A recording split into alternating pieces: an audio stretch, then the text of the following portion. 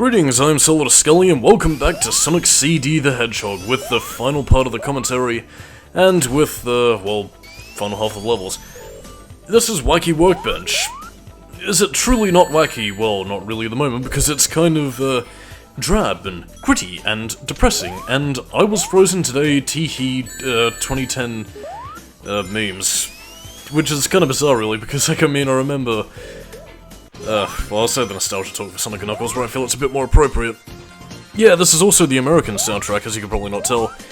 And again, they have different themes for invincibility and, like, the speed shoes. Like, I believe the speed shoes have the same Sonic Boom instrumentation, whereas this has, like, this weird, like, news broadcaster kind of vibe about it for the invincibility music. It's like, hello and welcome to the 7 o'clock news tonight. On tonight's top story, a man whipped out his dick in court and, pissed everywhere. Top story. But anyway, enough disgusting tangents. Yeah, in terms of talking about the American soundtrack a little bit more, I did say it had a lot of atmospheric tracks, but it does also have an allowance to get funky every now and again. And that's why Wacky Workbench for the US version is one of my favourite tracks, because it's got this don-do-don-do-don-do-don-do kind of vibe about it, but like, it's also kind of funky and rockin' as hell. And that's also another thing as well, like, the tracks do include a little bit of guitar, actually, and it does actually get reasonably heavy, as, I believe it's, Stardust Speedway and Metallic Madness will indicate, as you will be hearing a little bit later on, but for the time being we have some funky don-do-don-do to keep you on. In terms of Wacky Workbench itself as a stage, I kind of prefer the Bad Future version, to be perfectly honest, because, again, as is wacky of the place, you tend to bounce around a lot when you land on those neon checkerboard platforms. Which in and of themselves feel like another weird relic of the 90s. Like, I mean, I don't know if it's maybe just me or whatever, but like, when I think early 90s, I tend to think of those weird checkerboard patterns for some reason. I have no idea why, like, maybe I guess maybe it's like a relic of the 80s culture that tried to, like, bring like this pseudo-1950s revival kind of thing, that I believe was around at the time, but I don't know, it's just something that kind of sticks in my mind as a bit of archaic early 90s, because, like, I mean, I don't know. I have this, like, weird division in my mind where I separate late 90s from early 90s. It's, like, this weird kind of divide, and that's something that I haven't really seen in any other decade, really. It's, kind of bizarre. But anyway, this is Wacky Workbench as you will see it, normally. And again, one of those, like, transporter things, which is yet another thing that Sonic Mania, borrowed. As you can probably not tell, Mania does really seem to love their Sonic CD. And again, I'm not even meaning any of this as a backhanded compliment either. Backhanded compliment? Backhanded insult? Whatever. But I mean, the point is, I don't mean this in, like, any negative way. It's just, you can tell where they got their influence from. And, again, I'm not sure... Because, I mean, I'm not just talking about it specifically for the Sonic CD stages that they have in the game. I'm talking, more so about, like, influences that they just took from, all parts of it, which are just kind of... It's a labor of love, but I mean, at the same time, it's also... Like, when you go back to these games after playing Mania, you just start to see where they borrowed a lot of stuff from, which is, But again, I think I'll say no more on that. Like, the originality factor has been missing from a lot of Snock games as recently, and that just makes me very sad. And bada bing, we do the thing. Excuse me, my throat was, weird for a second. Now, what you're about to be seeing next is, well... Jesus Christ, my eyes. God, I haven't seen visual diarrhea this much since the fucking McDonald's Happy Meal stage in Sonic 3D Blast, and, again, much to a lot of people's chagrin, I do not think that this stage is hashtag charming because it's got bright, happy colors and lame-o boingy-woingy enemies and shit, because apparently cartoony games are good-looking, while gritty realism is bad. Oh, sorry, I'm getting negative again. But yeah, this, the good future is kind of a little bit too good for its own good, because I believe we're all about to die from diabetes and stuff, but luckily Eggman is here to tone down the lights and, well, do the... What was the dance? He does, like, a dance as soon as you beat him. Or, like, it's like something you can see inside his mech. He's doing a certain internet dance from way back when. I'm trying to remember what it was. It was like the Donjo? I think it might have been the Donjo dance, I think? Yeah, whatever. I'll think about it in my own time, as in my chamber of reflection, otherwise known as the shitter, where I shit out all my ideas. But yeah, this boss fight is really easy. Just bounce up to the platforms, avoid the crushing rocks and platforms, which again, the platforms honestly gonna give me more trouble than the bloody spikes do here, because woohoo, I can be quite the klutz. But yeah, just avoid the electricity and just bounce him 3 times and he's down. And look at him do the Donjo dance as he works that sucker to death. Come on now, works that sucker to death. Again, I don't necessarily know if the singers... Again, I know Kiko Otoku is Japanese, who doubles as both Sonic's voice and as, like, the female vocals for You Can Do Anything in Cosmic Eternity. As for the male singers, though, I don't really know if they're native Japanese, because they sound... Again, I forgive... I don't know, they sound kind of English to me, which is... odd. Anyway, Stardust Speedway. You can tell it's Stardust Speedway for the American version because of the fact that it uses the guitar, and the Bad Future has the, you know, Dark and Red Sky, which was, borrowed for Sonic.exe, which is a weird creepypasta thing, which actually had some decent game adaptations, but sadly the story itself is a bit shit. Also, can I just say that Sonic Forces really butchered the US rendition of Stardust Speedway? Like, instead of the cool, like, industrial rock mix that we have here, they instead turn it into, like, some crappy, like, EDM fucking dumpster sludge, which is fucking terrible. I don't know. I didn't like the Sonic Forces remix of this. Generations 1 was okay, but... ugh. Anyway, farewell Bad Future Stardust Speedway, we shall miss thee. And again, I don't know if it's, the fact that I played Generations 1 too many times, or the fact that one of the most iconic parts of the series is the Metal Sonic race that you get to in Act 3, but I don't know, for whatever reason, I always convince myself that Stardust Speedway is the final zone in Sonic CD, when in actuality it isn't. We still have one last zone to go, which is kind of like, because, like, I mean, Metallic Madness is pretty, like, has a degree of finality in its own right, but at the same time, Stardust Speedway, I guess maybe because of the fact that you're taking down the like the secondary antagonist, it just kind of has that sort of finality vibe about it, more so than, I guess, Metallic Madness. I don't know, it's weird, but it should have ended here. But I suppose to talk about Stardust Speedway in and of itself as a level, well, it did make another reappearance in Mania, if a bit more of a lame one, save for the Knuckles Chaotix referenced Metal Sonic fight. I don't know, like, the Sonic CD version is still the best in my eyes, and again, I was actually thinking about this yesterday as I was rendering part 1, actually, but, like, I started thinking about, like, the sort of zones that's, like, what a potential Sonic Generations 2, assuming that Sonic Team are playing their cards right and it's just gonna go back to pandering Happy to Squirrel and Nostalgia Land ideas, like if they were gonna do, like, a Generations 2 kind of thing. I don't know, like, I mean, I'd be curious to actually see some of the lesser-known zones maybe make it into the games, because, like, I mean, Sonic CD did get into the original Generations just as a boss fight, but I mean, like, a full-fledged level for both, like, classic and modern Sonic, which I'm certain they would probably do, but then again, we'll probably just have to wait and see when the 30th anniversary game is announced, although then again, Sonic Forces might have canned any Generations 2 style chances of ever happening, but we'll wait and see. But that being said, though, like, I mean, I'm not saying this to be disingenuous or anything, but, like, I mean, I would be legit curious to see how they would have handled a more modernized version of, like, a Sonic CD level. Like, I mean, it doesn't have to be the traditional Stardust Speedway or anything, it could be any one of them. I would love to see how they translate that into, you know, 3D or 2D or whatever. But then again, that's probably wishful thinking on my part. It's probably something I'll get a little bit more into, and plus, I think a lot of people are more so tired of the whole Nostalgia Parade bullshit that we've had for the past 10 years at this point. And I can safely say that because ever since Generation's success, it's just what Sega's currently been doing with the series. It's just going nostalgic and pandering it into oblivion, which is simultaneously...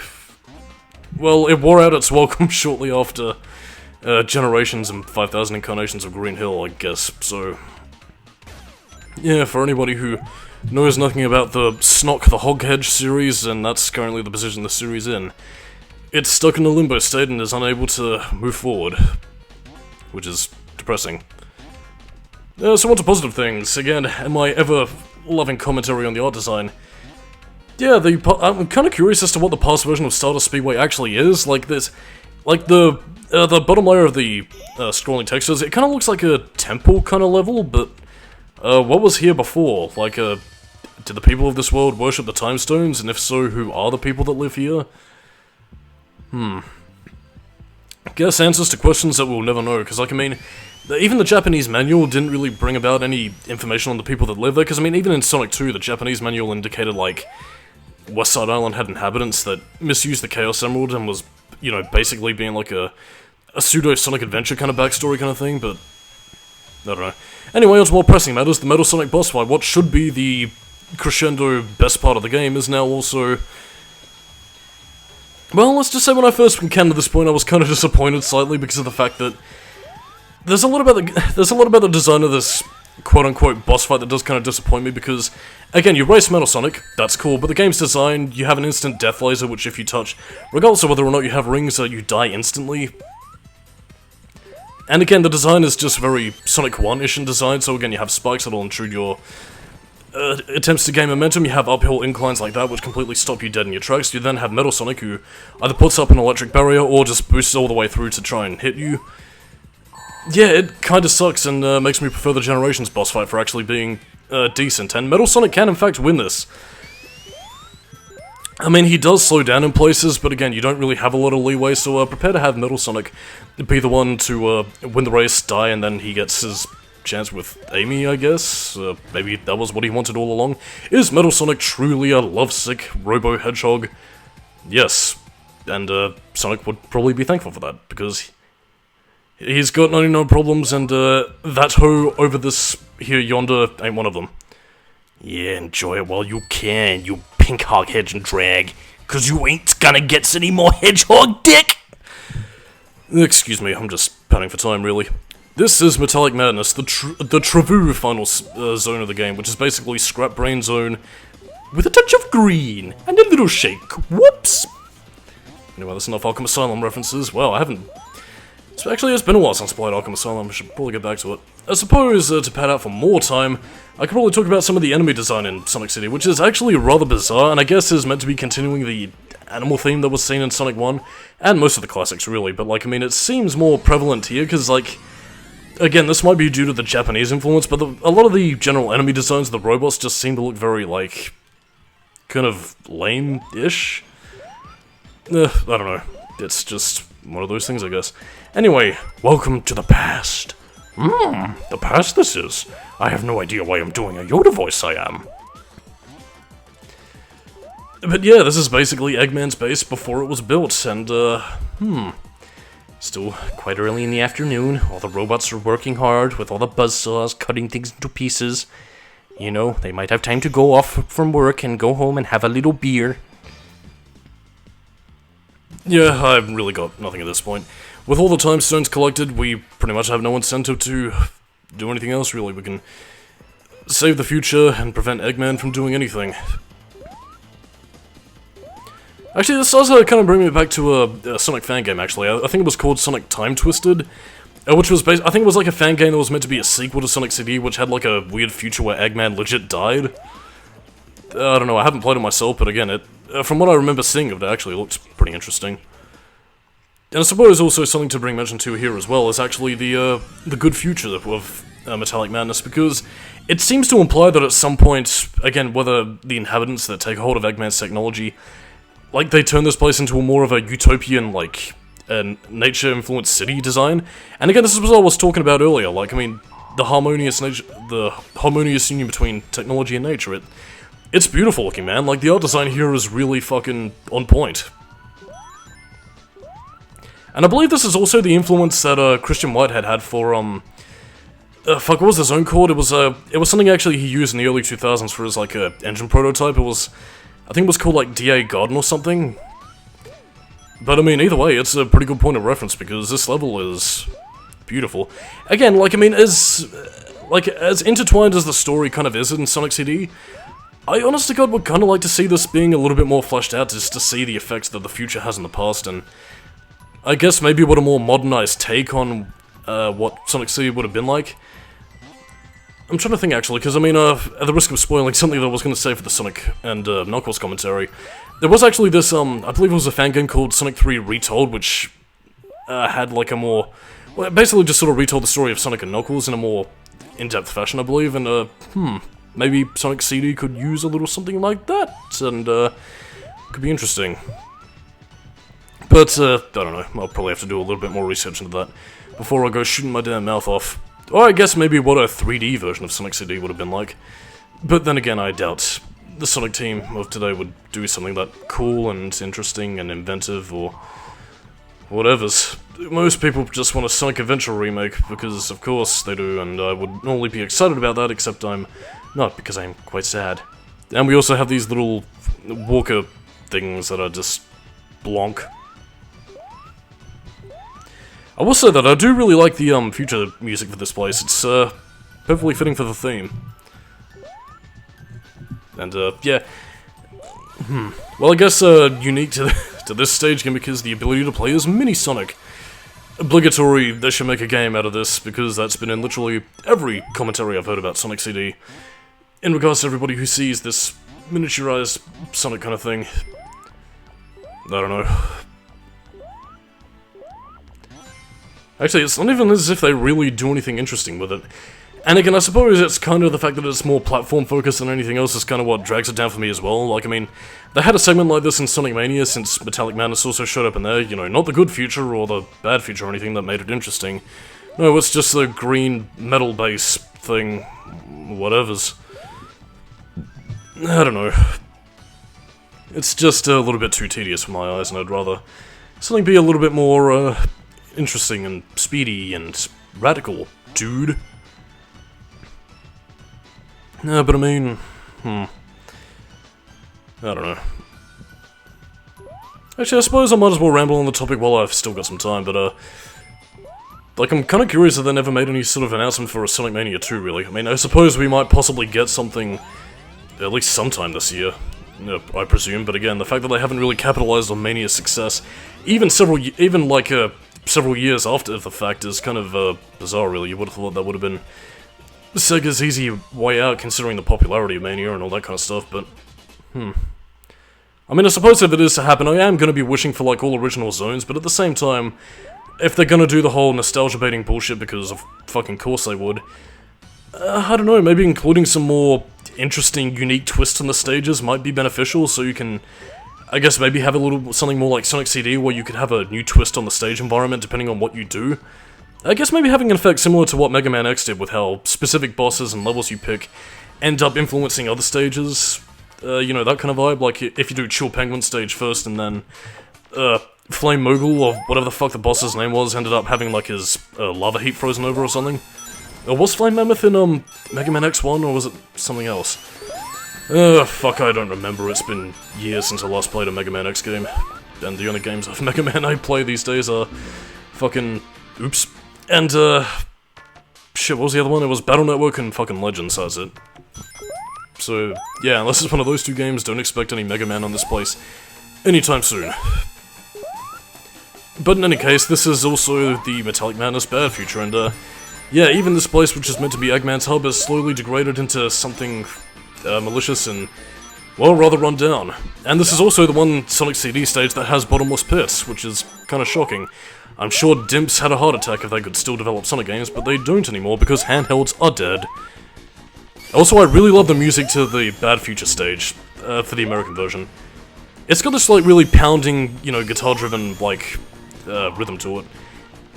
Like, I mean, it really does kind of still the fact that you're constantly, like, you're nearing towards the heart of the problem, and, you know, the fact that you're getting nearer to the boss, and, this is also reflected in the anime ending that you'll soon be seeing. And alas, we have finally reached the last boss. Again, this is just the Bad Future version. This place does actually change depending on if you have the normal ending or the Good Future, which is a bit tonally dissonant. And yes, this is the one appearance of the American boss fight outside of the Screamer ending that I put at the end of the videos, because I got that from the Sonic CD review I did a couple of years ago. And yeah, I don't really know if there's a way to do this boss without getting hit and losing rings, but yeah, I don't really see any other way, so make sure you have at least one ring, otherwise you are screwed, dude. Also, I think this might take the cake as being one of the easiest final bosses in Sonic history. I guess next to Sonic Forces, I guess, but... Huh. I don't know. I mean... It looks pretty climactic. It has kind of like a Star Wars kind of vibe about it, like with the Emperor's Palace kind of thing.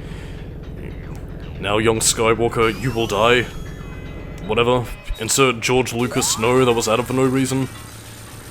And at last we finally defeated Eggman, and look who shows up, it's Amethyst, and he's like, yee, Sonic, even though there's a base exploding behind us. And now we have to run away, except we don't, because we don't have any Resident Evil, Devil May Cry style escape sequence. No, we just have to run away. And the differences between American and Japanese, I believe the Japanese version has like sound effects and the explosion graphics happening all around this, whereas the song doesn't start until like sometime later, really.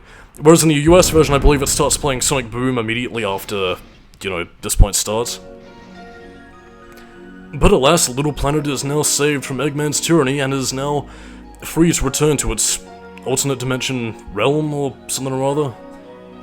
I guess maybe if we're gonna bring in some retcon lore that pisses me the fuck off, maybe this is how they transport between the two different worlds of Sonic. Now it's going to the human world, or so I fucking presume.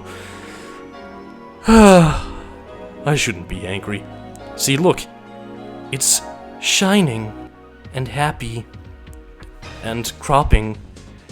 With some really beautiful music. Like, I really do love Cosmic Eternity. I mean, I love Sonic Boom as well, but Cosmic Eternity is a fucking beautiful song, dude, and I can't get enough of it.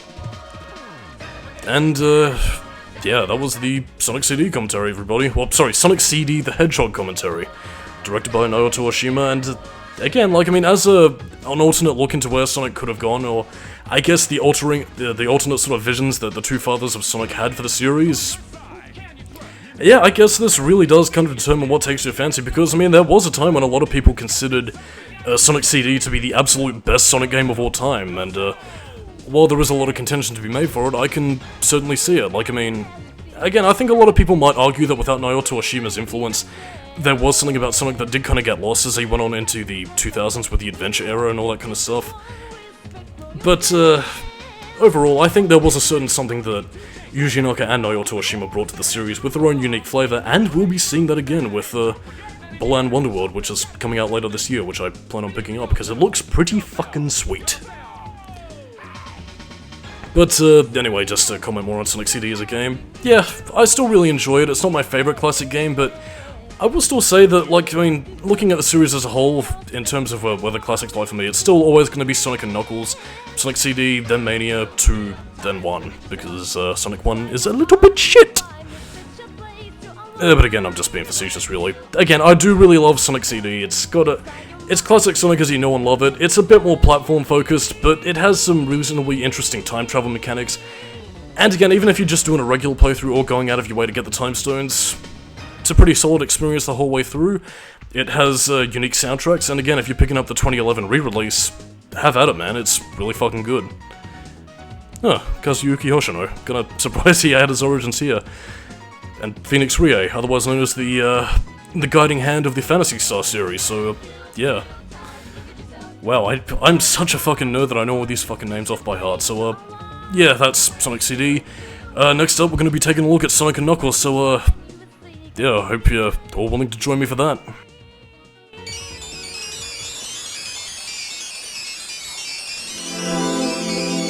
I'm too cool!